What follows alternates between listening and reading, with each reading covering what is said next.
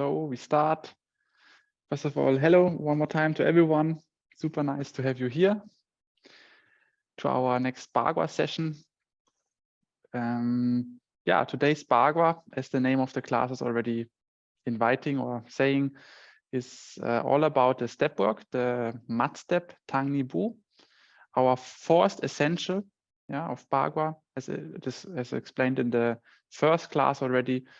We have like 4 first essentials in our Bagua practice that make Bagua Bagua, that contain all the principles and that are very much worth to train in the first years or focus on in the first years. And this is why also now this course starts with these 4 exercises. And the last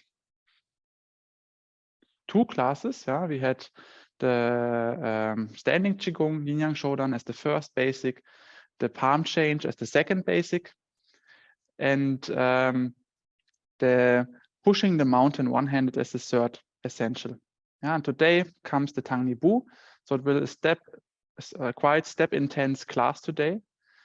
Hope you came with fresh legs, fresh thighs, or leg muscles, and we have a bit fun today with the Tang Ni Bu. The Tang Ni Bu is super important because it's not just a step work for fighting or later for create this dynamic work in Bagua that Bagua is famous for, this like flexible and fast stepping, while at the same time being very rooted and grounded. But it's also very important for the internal development. With its creating it creates this upward movement in the spine with every step, and is therefore like quite a heating, young, creating Qigong. And it's also why, like yesterday in a teacher training, I said already to the Bagua people, it's a very nice thing to do in the winter because you feel outside cold. Also, sometimes in the winter, you don't feel so much like moving fast, right? From this heaviness and quietness of the winter. But this Tang Ni Bu, this mat step, has somehow this both together. It's warming while at the same time you're very quiet in your body. And this is why I really like on a nice snow day or cold day to go outside to the Tang Ni Bu and warm myself with a small walk with this step work and enjoy this Qigong. So it's actually a perfect timing now for the season now that we're going into, at least here in Germany.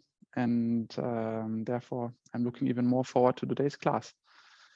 So with this small introduction, we will directly start with our first exercise. And the Tang Ni Bu has also like 4 basic key points that we want to take care for. And I will step by step mention them to you. But first of all, actually, I just want to stand for a moment in this basic position of the Tang Ni Bu. There's actually 2 positions because the Tang Ni Bu has 2 kind of stepping methods. It has the Bai Bu, this is the straight step in the basic step work. And it has the Kou Bu, which is this hooking step. Okay, so we will talk a lot today about these 2 ways of stepping. And now we go into a stance that is following this Bai Bu straight step step work and stepping method. So bring all your weight back like in Yin Yang Shodan and step on the line forward. And on the line means not like that you have to stand with both of your toes on one line, but no, you where your foot is standing, when you stand like this, you just go straight forward on this line and place the foot, I would say 1 foot or half a foot distance away from the other foot. Okay, so not too far and not too close. Something between half foot and full foot length apart. And for now, we just stand for a couple of breath circles in each position. First for the Bai Bu, the straight step. Warming our structure a bit up, starting to release a bit into this position. Following all these basic principles. First of all, that my knee is not falling in or out. that I stand here and my knee is perfectly aligned with the toes. Then I try to sit with my pelvis. This means the lower back is releasing, rounding, and at the same time, my upper body is leaning a bit forward. So I'm not completely upright or even leaning backward, but now I have the slight forward arching. The chest gets empty also in this arching, and the head is slightly balancing everything back to the middle by pulling up. Arms hang for now very heavy to the floor.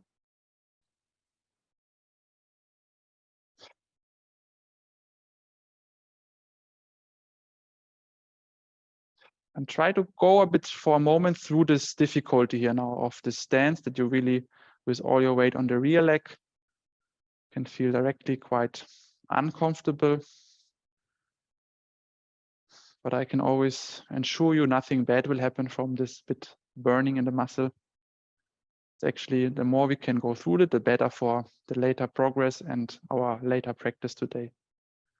The more the muscles are prepared, the more the muscles open and release from this unnecessary tension.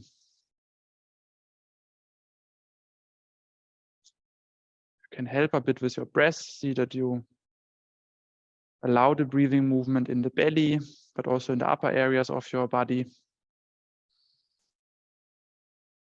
And with the exhale, we release a bit more, letting go the exhale, letting go the tensions and sensations that you maybe experience here.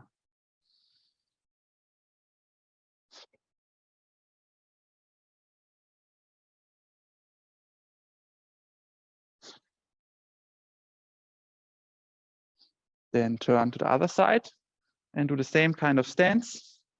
On the other side, again, start with the feet together, make a perfect clean step forward to the front and stay.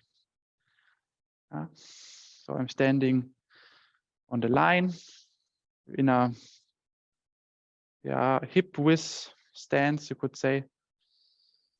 Legs are very tight, but they're not standing completely on one line. Again, like 1 foot or half a foot distance, and try to remember, repeat this alignment, basic alignment principles in your body.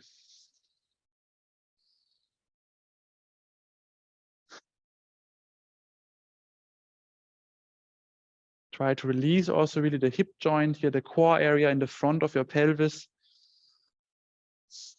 to allow this warming, heating feeling of the rear leg to fill your whole body, to warm you from the inside.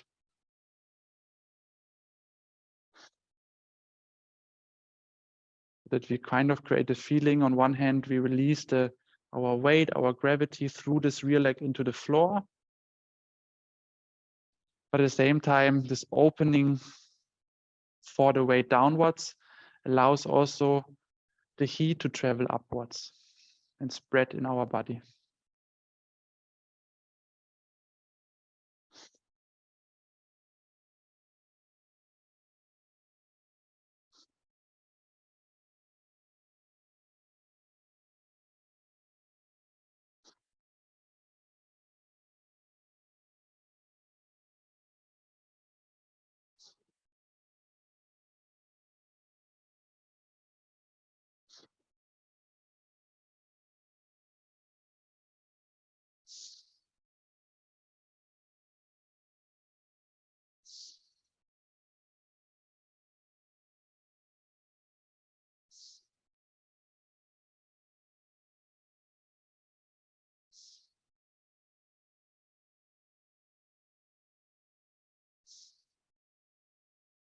Then turn again to the other side.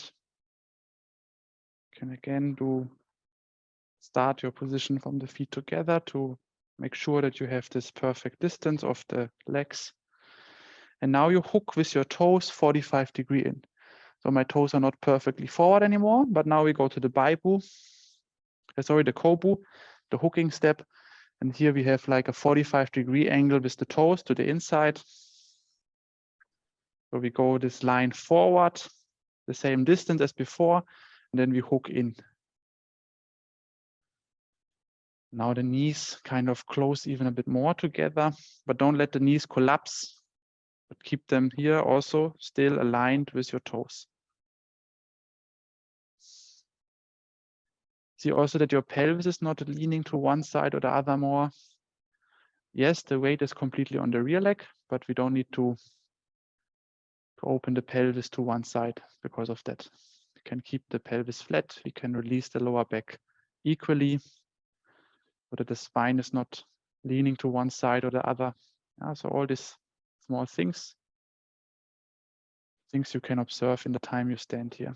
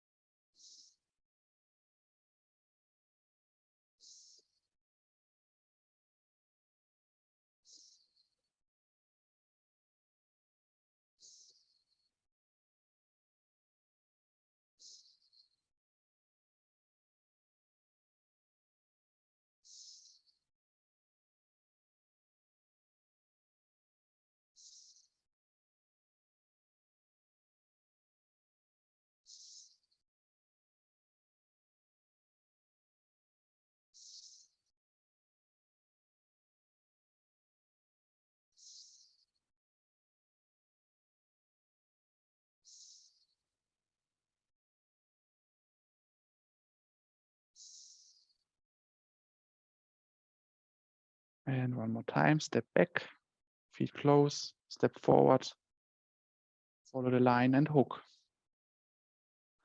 So now the hooking foot is crossing the line of my standing leg. The heel is still away from the line of the standing leg, but my toes cross the line of the standing leg in the kobu.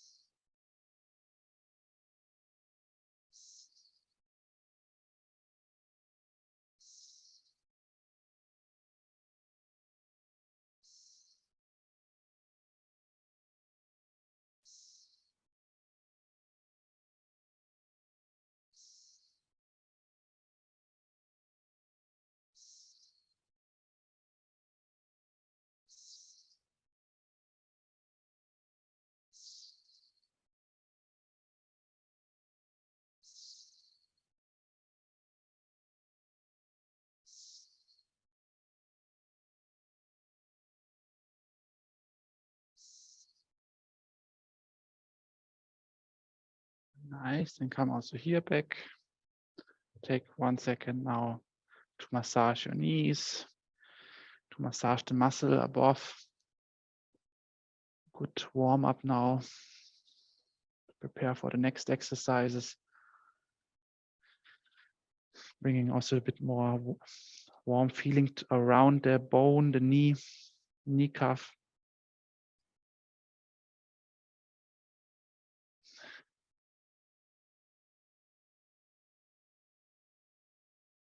Okay.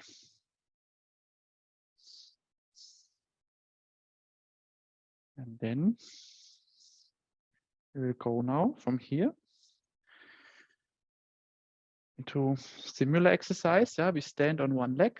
We try really to sit here, or first we stand on both legs. Yeah, we try really to sit here in this narrow stance on our hip joints, rounding the lower back, letting the tailbone drop, that you really have your good position, the knees bent, and then you, without losing this positioning, yeah, without losing this sitting and release position in the hip joint, the angle of the upper body, without loosening all that, you bring the foot, one foot off the floor and slide forward and backward and place it back to the floor.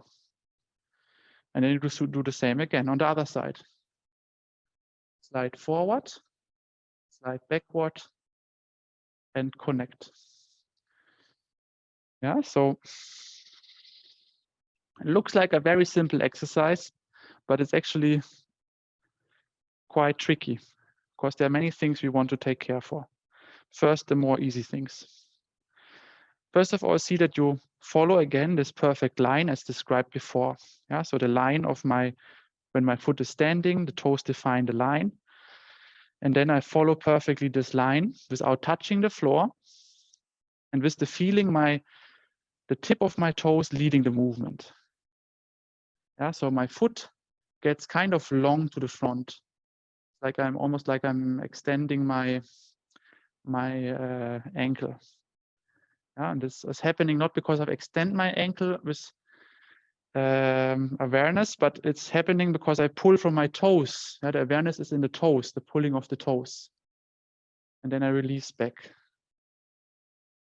Yeah, so this forward movement is now 1 point, finding the perfect line. 1, 2. And the second point is that I try to keep my knees as close as possible while I do that. Yeah, and then also when I set my foot, it really is starting from a very narrow position. So I'm starting this forward sliding movement while touching the other foot with my ankle. Yeah, so knee and ankle touch in the beginning, then it's releasing. And I go forward and I go backward and I try to find again this very narrow work.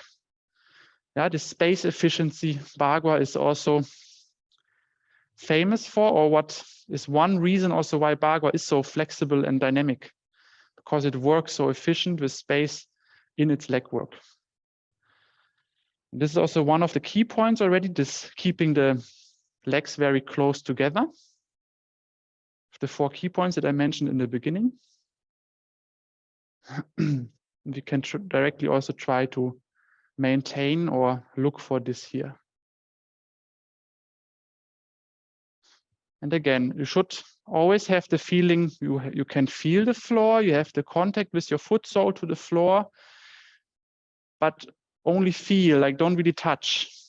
Yeah, if you touch the floor in a moment, it's not good. Try to be close to it, but don't slide over the floor. The only moment is when you set down the foot again.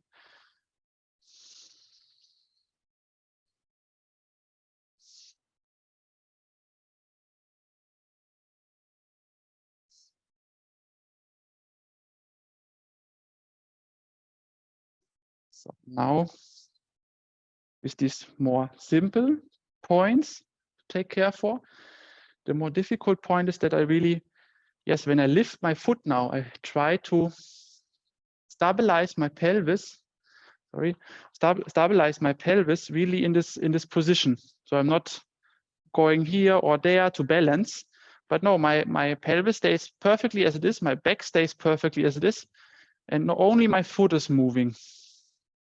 And of course, in the moment I have both feet on the floor, the feeling is very different. My weight is spread to both legs, so the muscle have to work different. But when I activate now only one foot, the weight goes only to one foot, much more muscles in my standing leg will try to hold. And that's also okay in the beginning. Just see that it's not changing the position of your pelvis. And with the time, try to reduce that so that the feeling of both legs on the floor feels almost the same as the feeling as one leg on the floor. It's especially something for people that practice some wild Bagua to play with and observe.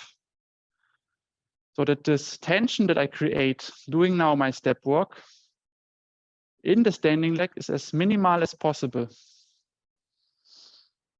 Later you will see the role of the rear leg, the standing leg, is the yin role, to release the weight into the earth, to be completely soft. And every tension we create here in this stepping process on our rear leg is something we want to reduce with the time to a minimal level, to increase this yin releasing, receiving ability of the rear leg. And therefore also the rooting. The more tension I have in my standing leg, the more the connection of my body will be interrupted, the more muscles will try to hold the weight of my body in space. And the easier it is also to break my balance and my posture. The less muscles intercept the connection, the more the full body weight can drop to the earth, and we can start to develop this rooting, spreading our roots into the earth feeling.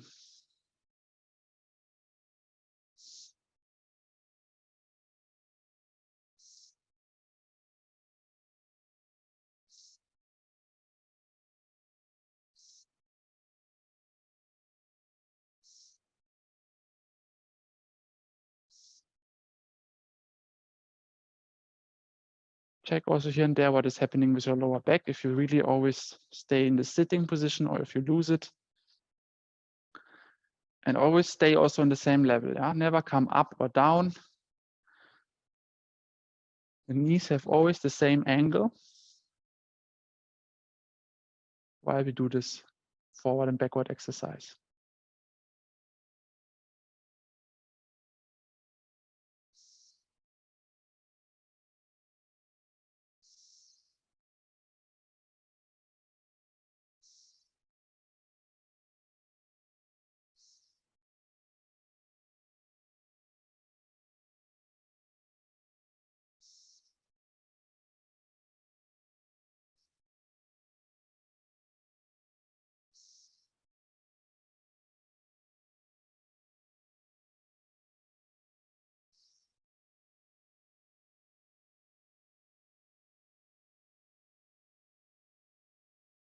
You can also create a bit the feeling of your foot is pulling the leg out of the hip joint.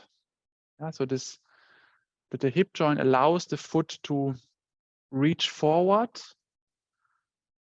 without pulling your body backwards. So the body stays in its alignment, and only the releasing of the hip is basically giving space to the forward movement that is initiated by the toes.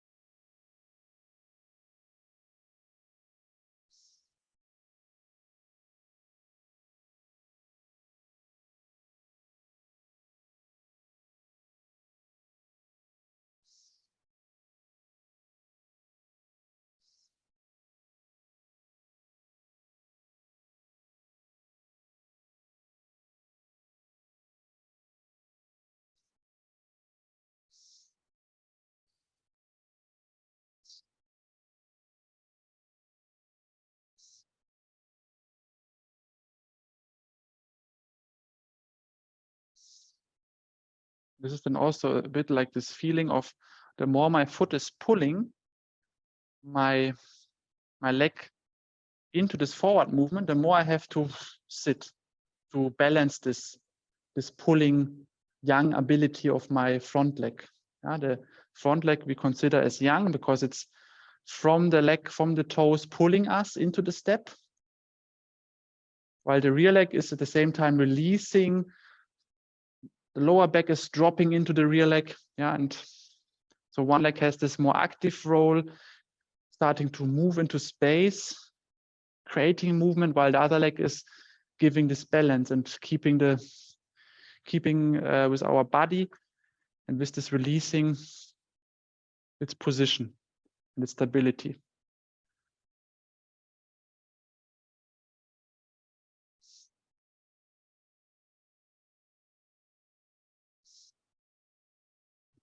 So especially in the moment the leg is forward, try even a bit more to round in the back, round and then release.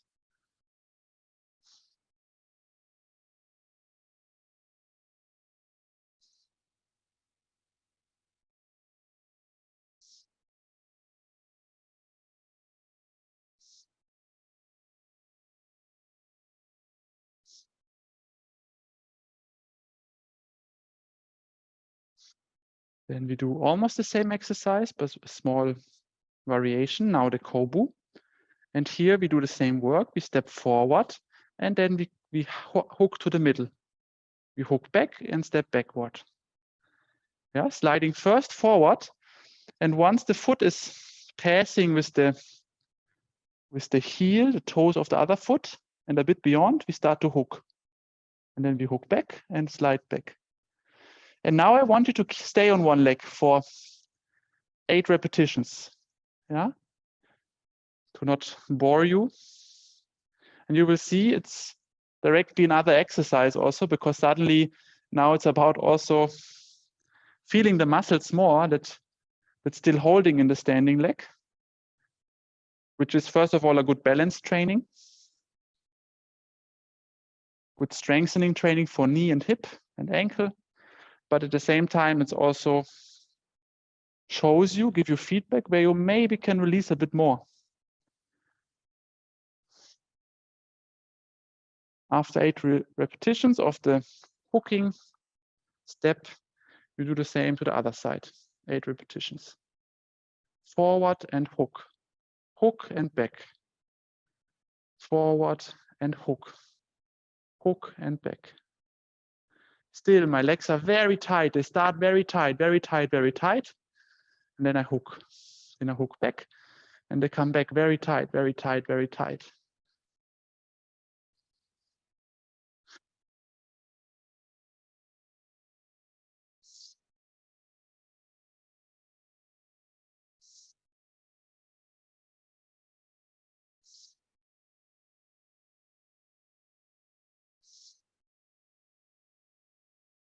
Also try not to become too far away from the floor. So find this perfect area over the earth. Very close, but not touching, but also not too far. So become with the time very sensitive with your feet, with your leg.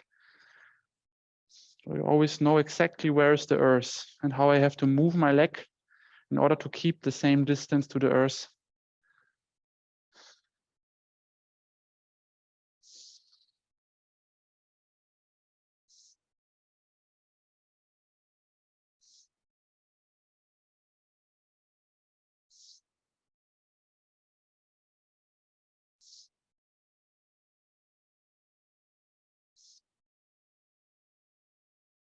Also, don't rush it just because maybe it becomes more exhausting than before. Do it as slow, take your time. After every step arrive, but don't release the foot down to the earth, keep it in the air. And then slide forward again.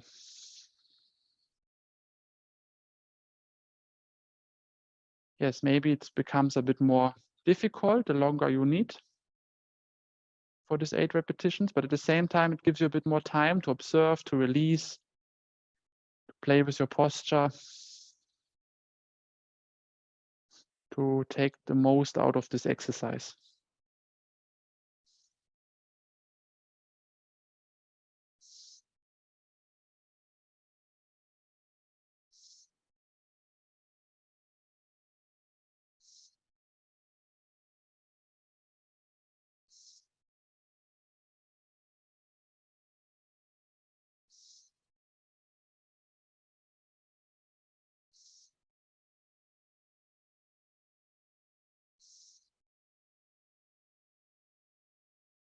And rather sometimes touch the earth by accident than always staying too high, yeah? We have also there like a learning effect, becoming more clean with every repetition, more careful.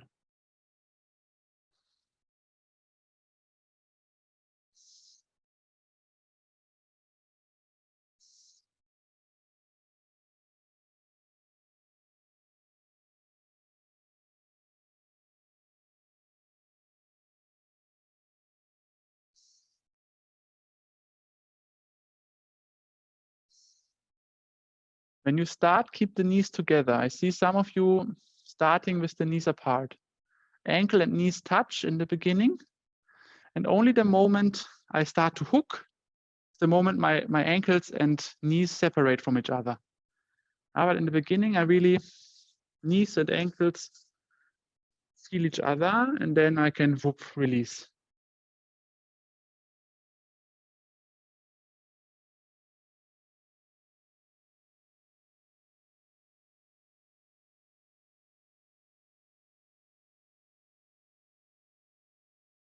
Steve? This? Wenn ich die Knie zusammenbringe, bin ich aber doch nicht mehr richtig achsengerecht mit den Knien über den Fußgelenken, oder? Ja, es hängt so ein bisschen von der Kniestellung ab, ne? Also was für eine Struktur du hast. Ich will jetzt nicht zusammenpressen, ja, aber wenn ich die so ein bisschen zusammenbringe, ist es noch, also bei mir ist es noch mehr oder weniger in der Achse. Wenn ich jetzt runtergehe, schau, dann gehen die Knie in dieselbe Richtung wie die Fußspitzen. Ja, es kann natürlich sein, dass jemand ein bisschen, weiß ich nicht, breitere Füße hat oder Fußgelenke oder so ein bisschen O-Beine und dann das noch mehr bricht. Das kann sein. Da muss man natürlich so ein bisschen Zwischending finden.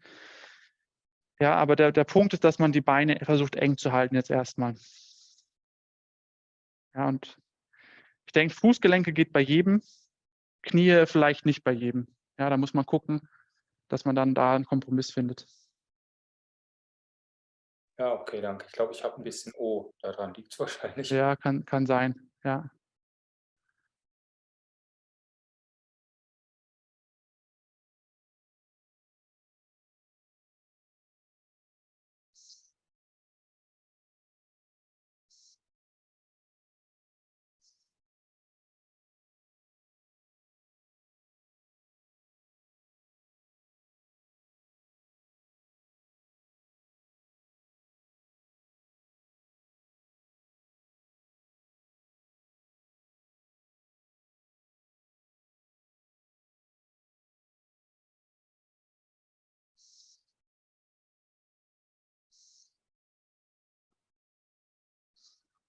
Okay, then relax.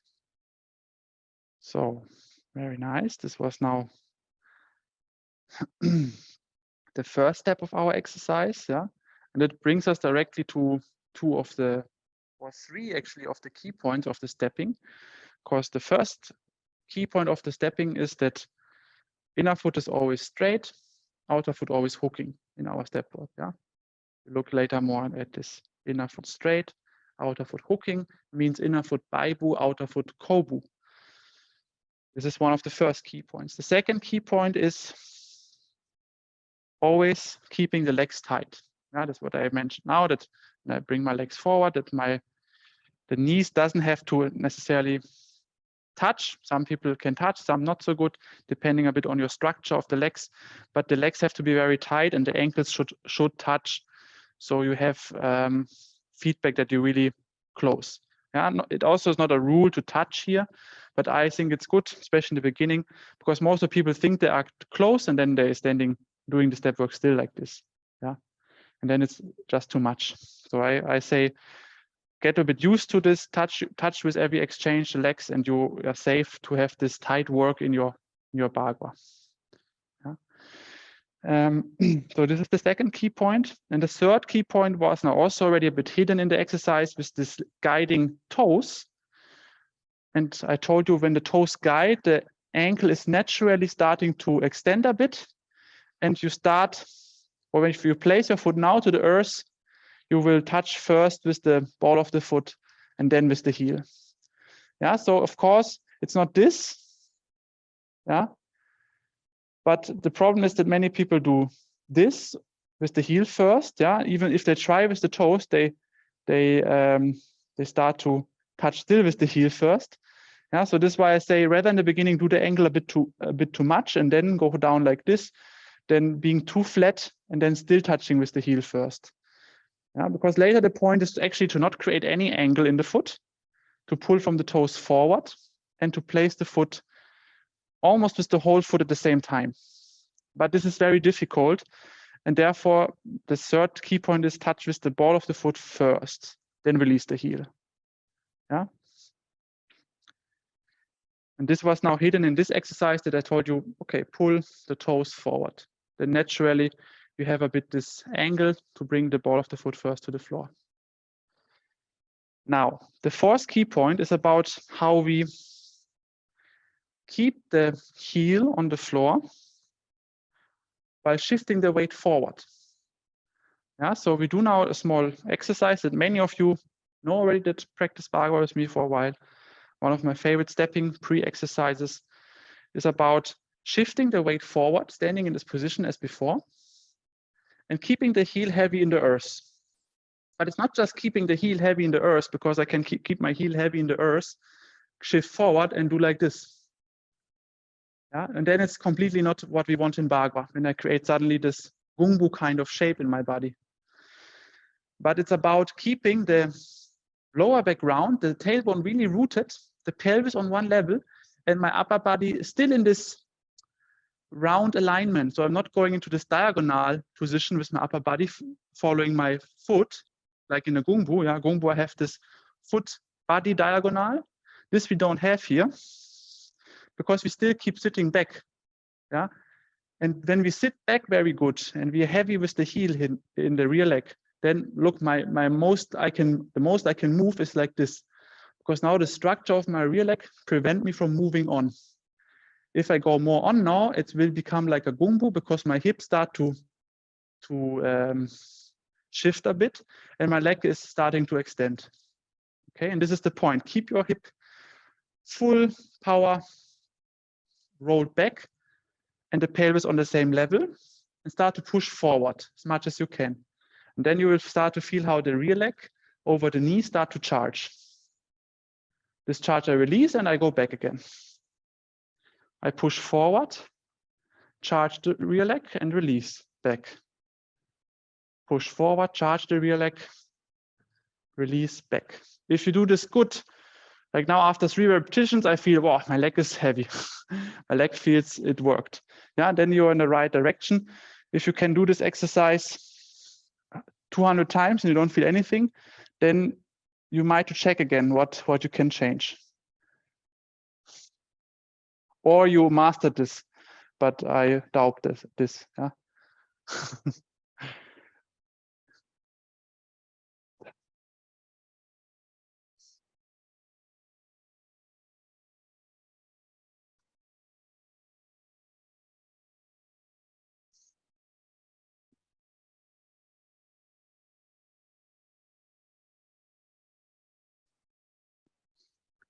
So now this exercise is about this heavy heel, this weight shift, while both of my legs are still connected to the earth, and how this is creating, together with my body structure, a charging in the rear leg. This charging we later use to create the step work. Yeah? Every step is a result of charging and releasing. At the same time, we practice here this guiding, pulling center. Yeah, it's like my center is pushing me to the front. Vroom. This is also something we have in Bhagavad, that the center is leading, and then always it's exchanging. Center is leading, periphery is leading. Yeah, and before the exercise was all about the periphery, the toes were leading, and this part of the step is about how the center is leading first, before the toes take over and take the momentum onto the front. So observe also directly here your belly, the middle of your belly, how this movement, this forward movement kind of seems like to follow this guiding or this forward sliding pelvis movement. Feels a bit like my pelvis is on a rail and sliding in one line, whoop, forward, backward, without changing its angle, without changing its position.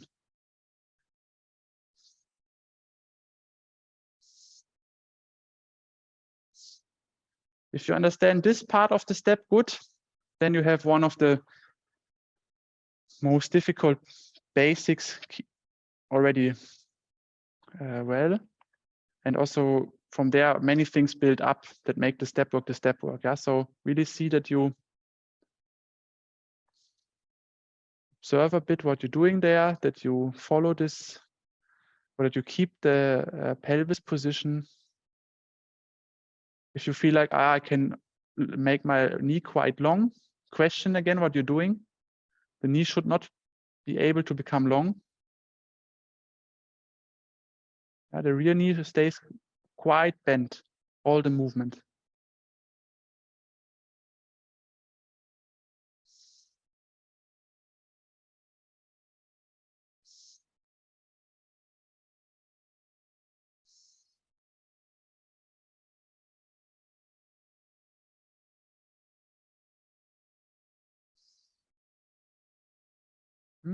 Filippo, try to shift the pelvis a bit more into this downward rolling position. Yeah. Generally, everyone can try to shift the pelvis a bit more, round in the back more. Something in this exercise you cannot do enough. Later, of course, you can do it a bit softer again, but now in this exercise, go there all in and open your structure. At the same time, take care that your body is not too aligned. I see now some of you stay very upright, yeah, and do this exercise. Relax the hip joints, let the pelvis be more back than the chest, and keep this slight forward leaning angle of your upper body in the whole exercise. If you're very upright, also here you will miss some parts of this exercise. Yeah, it's like a crouching tiger, round in the spine, bit leaning forward, looking at its prey.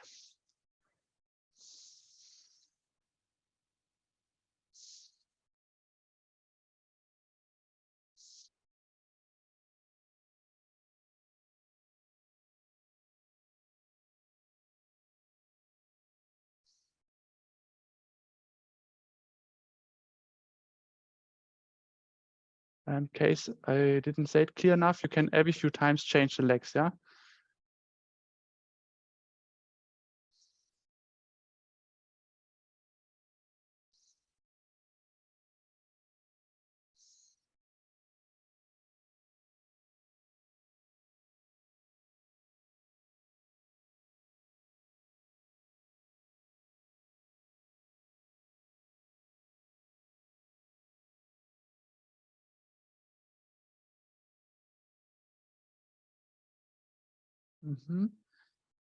Martin, I have a bit the feeling your weight is allowed to go up, yeah, in the end point of your step.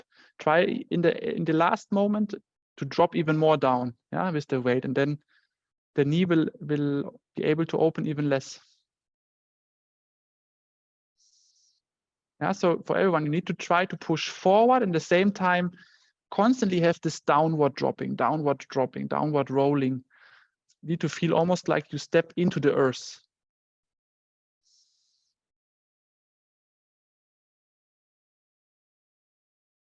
Yes, it starts to look better and better. It's good. Very nice. Couple of more repetitions like that.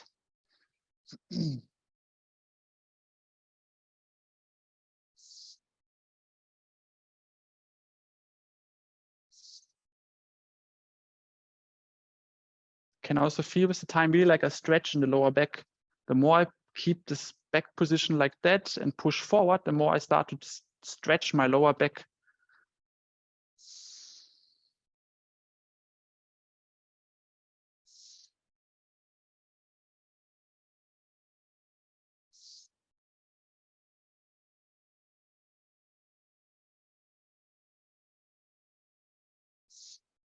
If you want, you can also combine this with the breathing, that with the forward pushing, you inhale and start to stretch even more from the inside, your belly widening into the lower back, into the hip joints.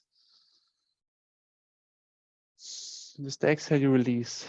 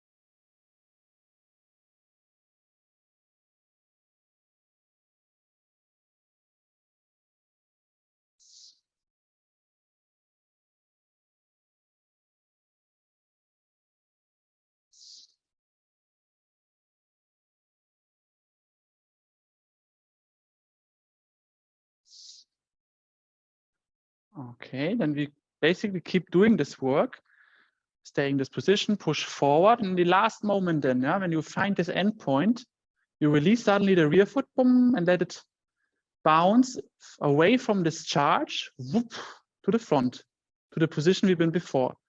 You set it to the earth, and you go back. Tuck. And again, you push forward. You release it off the floor suddenly. Tuck. It slides to the front with the toes leading. And then you touch with the ball of the foot the earth and plant it into the earth. Take one more time. Create this feeling like in the standing Qigong that you arrive, that you release into the rear leg, and then whoop, go back to repeat. Do always 4 times per side. Whoop. And then you change to the other side, taking the other foot.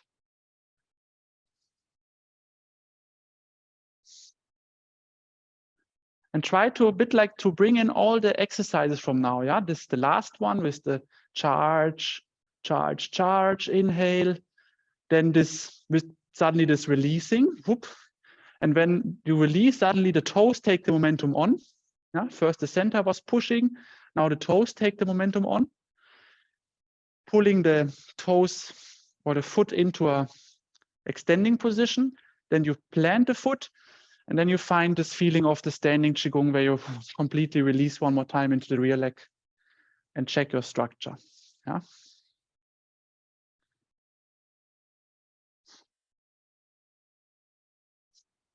It should feel a bit like charging a spring, charging my tendons, my muscles, and then I release it. Boom, and this releasing creates momentum that my foot takes over and brings to the front. Like so often in inner martial arts, this idea of like a bow, you charge the bow, your tendons and fascias are like this bow tendons, and then whoop, you release the arrow and momentum and power is created. Exactly this work we have also here.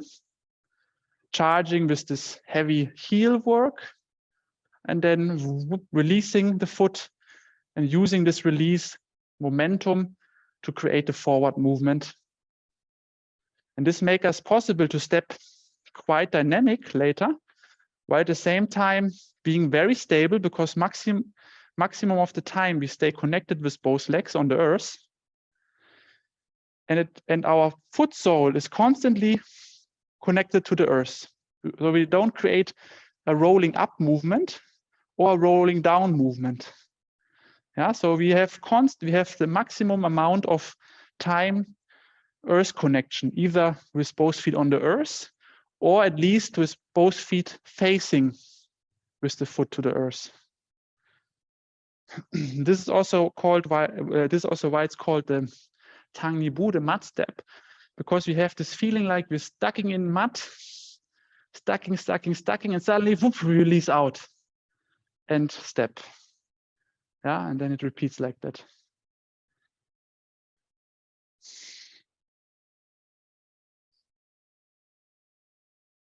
Rear foot stucks in mud, then it releases out, boom, and we sink back down into the mud, rooting ourselves, connecting.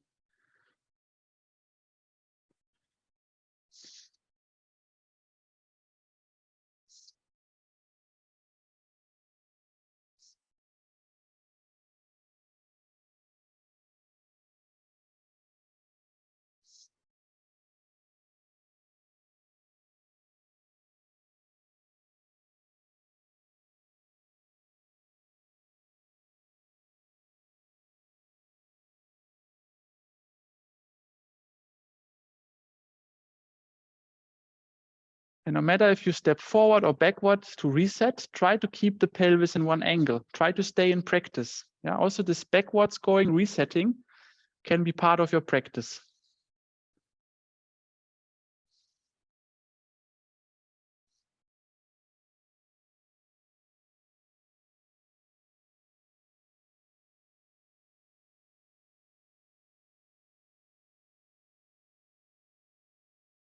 Marius, you can step, I think, a bit more forward.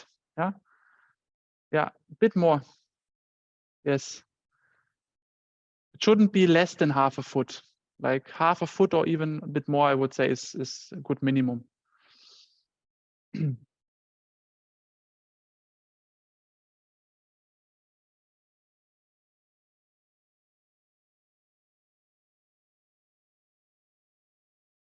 the same exercise now with the hooking step.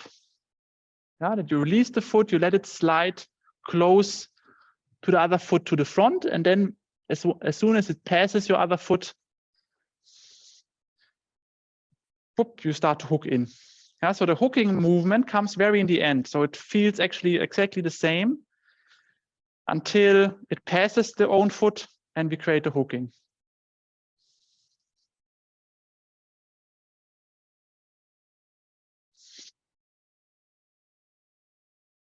Like this, you also, because the danger is a bit that I hook too early and then I make a lot of space.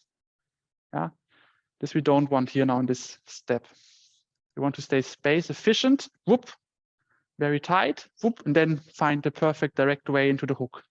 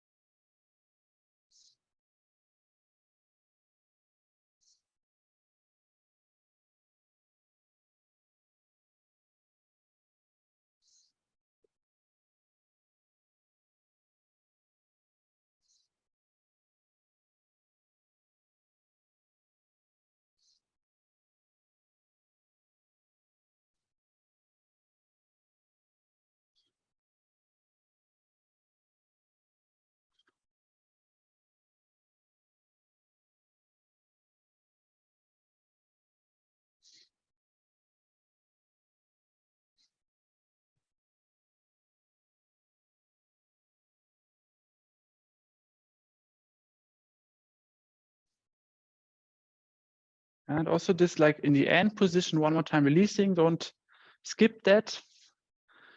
So you also, because yes, the weight is all on the rear leg, but still the front leg planted good, planted to the earth, give it its space. Yeah, you could lift it any time, but at the same time, no one could sweep it away because it's still connected to the earth and grounded and rooted. In other classes, when we go a bit deeper, I will explain more in detail how we do that into the earth grounding with the front leg without putting weight. But even now, you can a bit like simply through releasing, through intention, create it.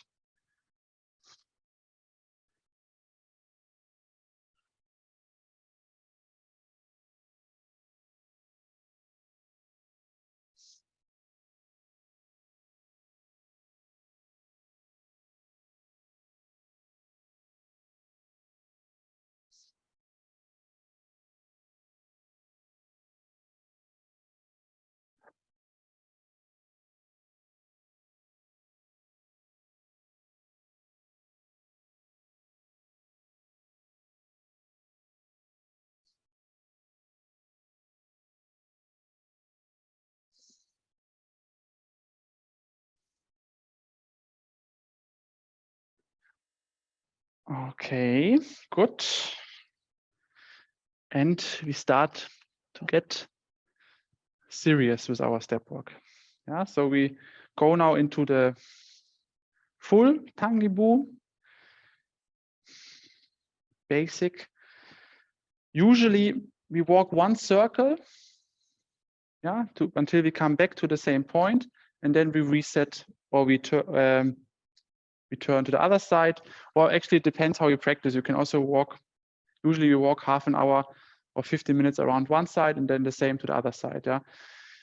But now, if you don't have space, you can also just do like 2-3 trigrams. Yeah, this means like a couple of steps, and then turn to the other side and do the steps back.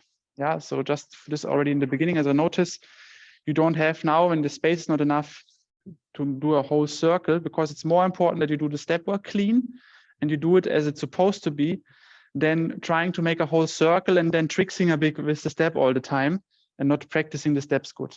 Yeah, so it's also totally okay to do just like 1 step, 2 steps, 3 steps, and then to do a basic palm change movement to the other side and start again. Yeah, also totally okay. Of course, it's not maybe not as nice for a longer practice. Yeah, but for now to learn it, it's perfect. It's okay. And later, if you want to just practice this long, I anyway recommend you go out into the fresh air and enjoy this heating, relaxing effect of the step work in winter. So now you usually always start with the left foot facing to the center. Yeah, you see here I put here the Bagua symbol into the center, and we say always to walk a circle, but in the end we walk this octagon. Yeah, because you always have 2 steps, and these 2 steps always pass through 1 trigram. Yeah, usually we start with the inner foot first, doing a straight step, still on heaven trigram, the first trigram. Then we shift the weight forward. Then we do our hooking step, the outer foot always the hooking step. Then we're on the next trigram. Yeah, so this is why I do this 45-degree angle to step onto the next line of my octagon. And then with the inner foot, I stay on this line of my octagon. Yeah, inner foot straight. So I stay on the line. Then with the outer foot, I do another hooking step and go to the next trigram. So every 2 steps, I'm on another trigram. So the inner foot is always following the trigram. The outer foot is always stepping onto the new trigram. Inner foot follows the trigram. Outer foot goes to the next trigram. And like that, you will do naturally, if you have your octagon in your mind, more or less, you will naturally do 16 steps in 1 circle. Okay. This is why I say always, you don't need to count your steps 1, 2 to know that you do 16 steps. Just have the symbol in your head, have the sides of the octagon in your head, and naturally you will do 16 steps. You will with the time find the perfect distance for you to the center, because also this can vary a bit to the size of your body, to the size of your steps, that you really have enough space for every step, and you can, with this 16 steps, go 1 time around your Bagua. Yeah, I'm always walking now back because I want to stay in the camera, but depending on your space, you can either turn to the other side and walk back, or do a full circle.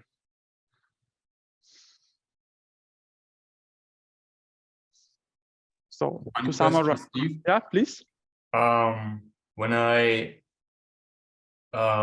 change my weight into the hook step, when does my pelvis turn so that my next straight step is guided by the pelvis, basically? When is my pelvis turning? Yeah, first the pelvis stays following the pelvis always. It's actually a good question. It's a question that I don't want to hear in the first class. Yeah, no, sorry, forget it. No, but I will say it now. Yeah, because it's interesting for more people. So the weight, the pelvis is always looking the direction of the foot that carries my weight. Okay, this means now my pelvis looks forward because my inner foot is still carrying the weight. Now I step forward and hook. My pelvis still looks forward because even though I'm stepping now already with the front foot, my weight is still on the rear leg, right? So I still stay with my pelvis in the direction of my rear leg, forward. And now I shift my weight forward to the front leg, and this is the moment my pelvis starts to follow and to turn. Yeah, this is the thing. So now the weight goes to my front leg, the hooking step. And this is also why my pelvis is following this direction, my knee is following this direction, And I'm now with the pelvis twisted 45-degree in. And then comes my next step. Pelvis stays in this angle and follows the front foot. Stepping forward, still the pelvis stays in this angle. I shift forward, and with this forward shifting, my pelvis turns. So there you see this needs already, again, like quite a high level of sensitivity of how to hold the knees, that they're always following the alignment of the toes, and your hip joints, that I always can place my pelvis in a way that on one hand I create charges, but on the other hand, I'm not pulling my knees into certain directions with my pelvis, because I'm charging here against my foot, and then I follow the foot.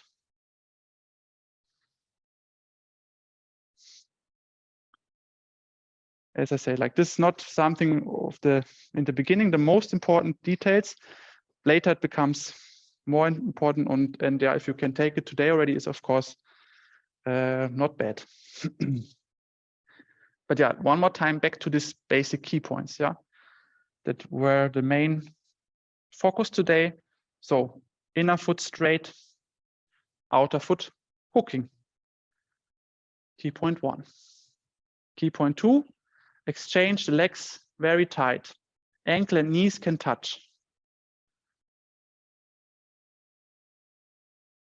Yeah, in the moment my foot is passing through the other foot, I try to find my knee and I find my ankle. And now it's also a bit different, Rainer, for you, for example, yeah, because you asked there.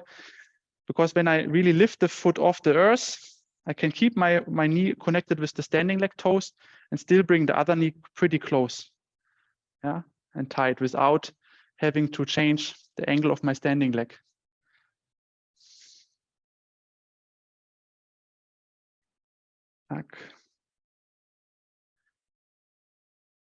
The third key point was the ball of the foot touches the earth first, then the heel follows, like a cat walking almost. And the last point, and maybe the most important also, is this rounding of the lower back, arching of our back, this heavy sitting, this keeping of the heel on the floor as long as possible until we reach the end point of the charge, and then we create this releasing of the foot, releasing of this spring power to create our step work. So there can be also a bit different rhythms in the step. It's not like the Taiji steps that we try to make a constant step work that is never changing in its rhythm. No, it's actually the opposite, because we have first this very dense kind of work rhythm when we charge forward with the pelvis, and then suddenly a releasing, boom, bit more fast way of, or fast part of the step when the foot jumps to the front. So always the beginning, rather slow, slow, slow, slow, slow. Then in the middle, a bit faster. And in the end, again, slow.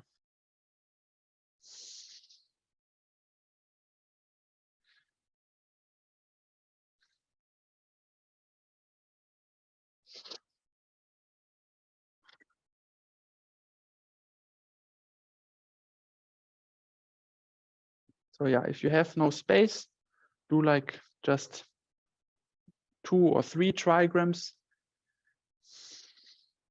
Then I would use the outer foot always to hook one time and to turn to the other side, like in the palm change, letting the inner foot fall, opening the other foot, repositioning without going out of practice, and then starting again with my hooking and straight step.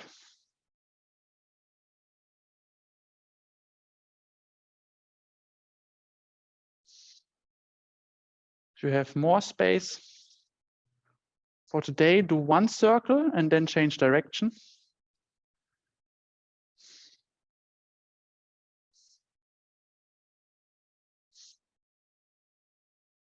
And if you will want to practice in your time outside of the class, I recommend you for the beginning, 15 minutes one direction, 15 minutes the other direction.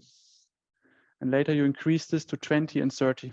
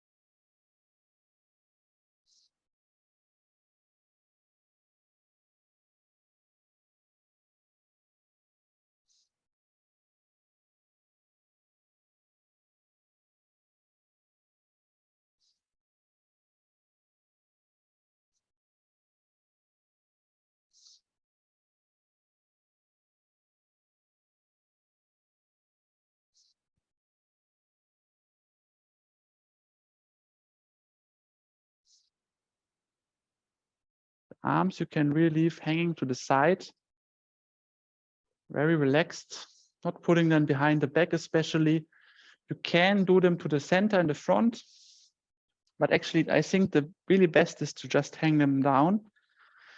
And you will feel with the time how the step work and this pumping work that is creating through this charging and releasing is like heating your hands, warming your, not just your body, but also really you feel how the blood flow in your hand is increasing. And this you can also with the time feel a bit more the reason for this, because with every step, it's like there's something pumped up your spine from the leg work.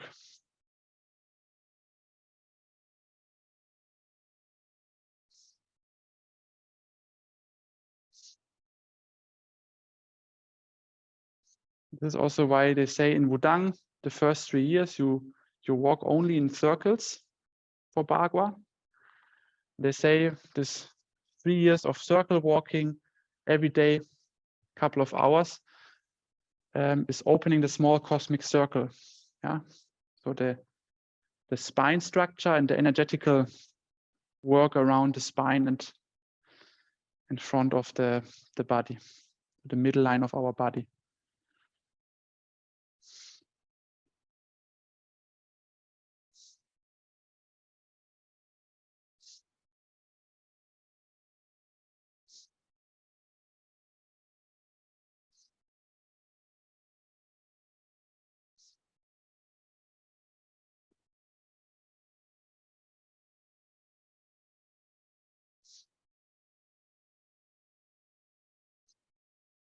But regardless, if you are interested in this energetical Neigong work that is happening here or can happen with enough training,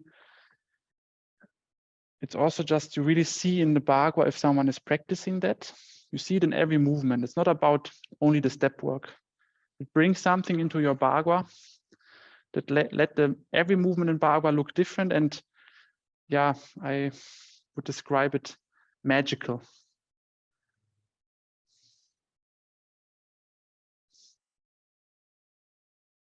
You can express in the movement this strength and this power of Bagua, this elastic power, but at the same time, you're very light, soft, free. And the step work is the best training to develop that.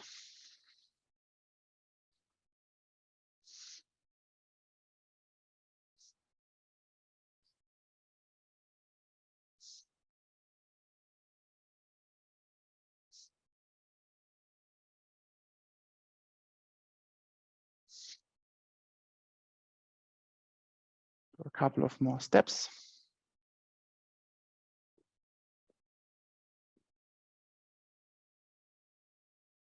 And see that with every step, you're releasing a bit more into the earth. With every step, the back gets a bit rounder and relaxeder. And you release more down. Should feel like your center point is dropping to the earth center point. The time. Maybe in the beginning, only you're standing with your ankles in mud, but then slowly until your center stands in mud.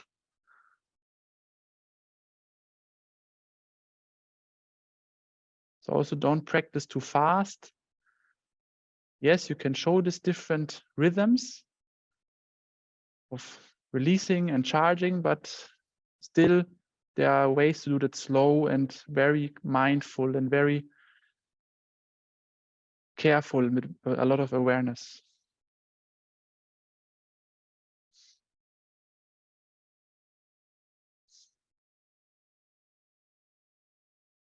It's also like an old meditation form. Yeah, Bhagavad comes from this meditation form, from walking Taoists. It's a circle walking meditation, which is the root of our of Bhagavad in general. Yeah. So also you should practice it really like a meditation, not looking around or trying to fast run around the circle. Forgetting time, getting slower and slower, more into your body, more into your body. With every step, releasing more into the earth. The tensions, but also your thoughts and your mind.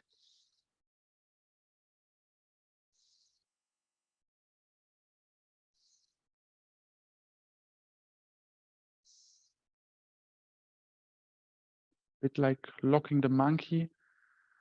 When we count the numbers, you can say the step work is like the number counting. Yeah, not that you count, but something that is helping your mind to anchor into the earth, to calm down and to come to the moment.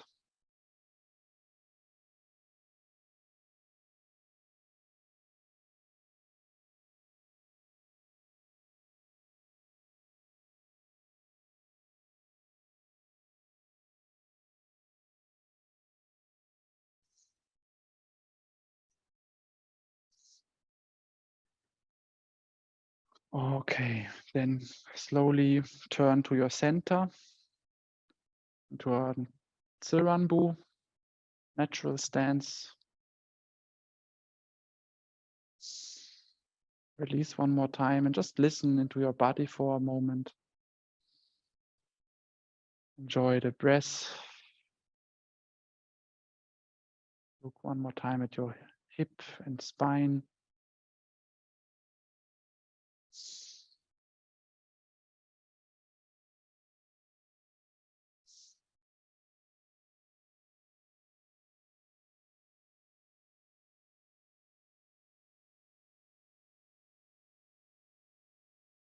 Then take a moment to close 3 times. Bringing the spirals, releasing the spirals back into the earth.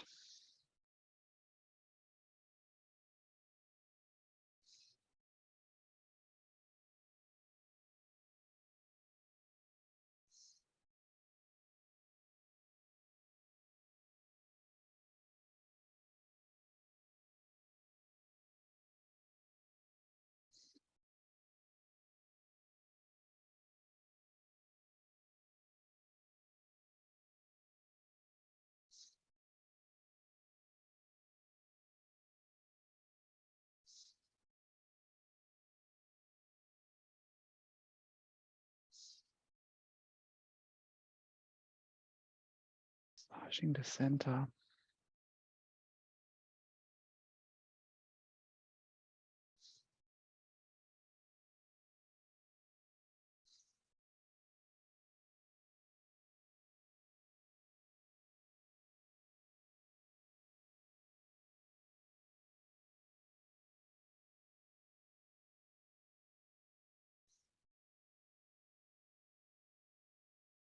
Okay, very nice. Okay, good.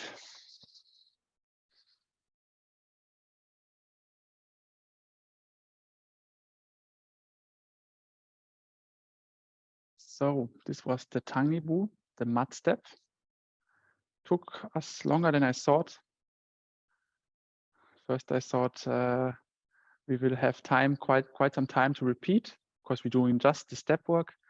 And then, as always, I realized, okay, I need 2-3 classes for just step work. Felt a bit rushed in the end.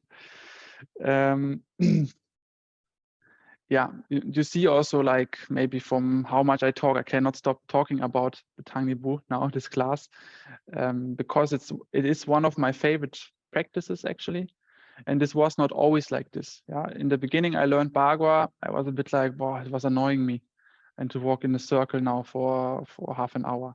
Yeah, but the more you start to understand this work, the more your body feels from what I'm talking about now, the more it is like, yeah, it becomes almost addictive, something your body want to do, and something that feels very good, like very nice, very calming somehow, very calming Qigong or meditation, and at the same time activating. Yeah, and also there you need to be sometimes a bit careful. For example, I had a student that practiced this a lot in the evening, and then she could not sleep anymore. Yeah, like, you know, I think she did in the morning 1 hour, in the evening 1 hour. Yeah, and then after a while, first she was very happy because she didn't need so much sleep anymore suddenly, and then she was at a certain point, like, it was a bit like reversing, and she couldn't even sleep when she wanted to sleep. Yeah, and this is just a very nice example for how this Tang Nibu, this mud step, yeah, it has this activating energy. Even so, it feels very calming and refreshing somehow. It can sometimes also, if you maybe already very active, or you feel like you want to go in soon to sleep, it can also create the opposite, that you cannot sleep then. Yeah, and then maybe it's good to combine it with, for example, if you train it in the very late evening, combine it with some meditation after, or standing Qigong, that you can let this upwards moving drop back down. Yeah, maybe these effects you will not directly feel in the beginning of the practice, because, as I said, some things need some time and practice to start to develop this upward pumping that I'm talking about. Yeah, but the more you go into this, the more it has also, yeah, it can also create like a bit like this fire. Yeah, and then you need to see to balance that here and there again. Okay, so this for today from my side. I think I will try to not keep you more in this class today, because we went already quite some overtime. Nevertheless, of course, if you have a question, this time we have, yeah, so please just let me know.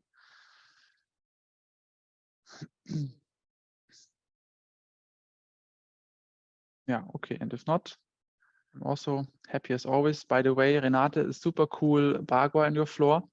I'm quite jealous. Maybe next time I see it in everyone's room. No, I'm joking. It's not a must for the class. Yeah, say thank you as always. You see on the Hidden Turtle, there's I uploaded already new videos again, additional material every class. I try to upload a bit more. Yeah, so just to remind you that you can also check there again a bit things we did, repeat, hear it in another angle, see maybe some applications later in these videos. And yeah, the part of this, I hope to see you next week. And now you hear my voice slowly start to disappear, so good time to stop the class. Thank you for the training, and see you next week. Ciao.